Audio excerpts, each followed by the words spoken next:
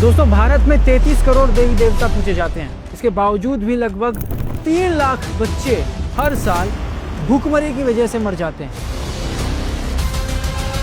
लगभग 6 करोड़ लोग आज डिप्रेशन का शिकार हैं और हर 17 मिनट में किसी ना किसी बेटी के साथ रेप जैसी घिनौनी घटना को अंजाम दिया जा रहा है।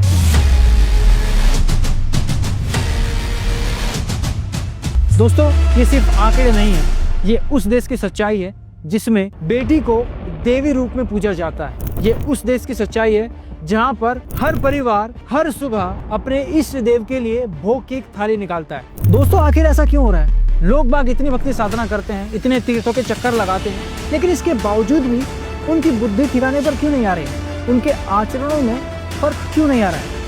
दोस्तों संत रामपाल जी महाराज इसका मूल कारण बताते हैं कि शास्त्र विधि को त्याग कर जो भी मनुष्य मनमाना आचरण करते हैं उनकी बुद्धि कभी भी ठिकाने पर नहीं आ सकती। गीता अध्याय 253 में भी गीता ज्ञानदाता यही बताता है कि भांति भांति के वचनों को सुनने से विचलित हुई तेरी बुद्धि जब उस एक परमात्मा में लग जाएगी, यानी उस एक परमात्मा में स्थिर हो जाएगी, जब तो तू योगी बनेगा, यानी जब तो तू भक्ति करने की योग्य होगा। दोस्तों यहाँ पर सोचने की बात यह है कि गीता ज्ञानदाता यहाँ पर किस परमात्मा की बात कर रहा है, क्योंकि गीता अध्याय 15 श्लोक 4 में गीता ज्ञानदाता यानी कृष्ण भगवान ये खुद कह रहे हैं कि मैं भी किसी अन्य परमात्मा की शरण हूँ।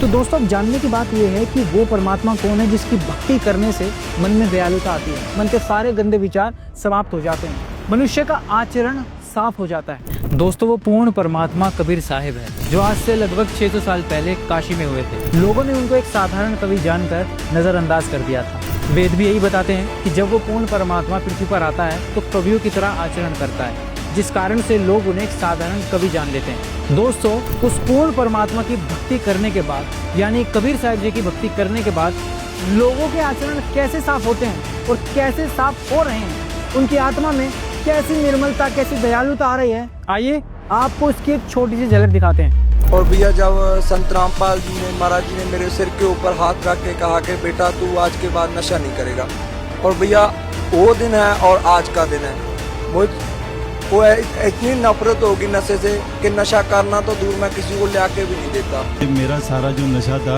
वो से छुटकारा मिल गई मेरे। जब मैंने संत रामपाल जी महाराज से नाम दीक्षा ली तो ये सब नशे मेरे छूट गए।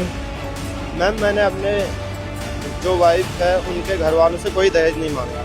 संत रामपाल जी महाराज के द्वारा इसे जड़ से खत्म करने के लिए इस प्रथा को, इसीलिए हम भी निःशुल्क शादियाँ हम दोनों किए हैं। मैं संत रामपाल जी महाराज जी की बताई हुई भक्ति के अनुसार उनसे प्रेरित होकर मैं दहेज मुक्त रेमेडी किया हूँ जी।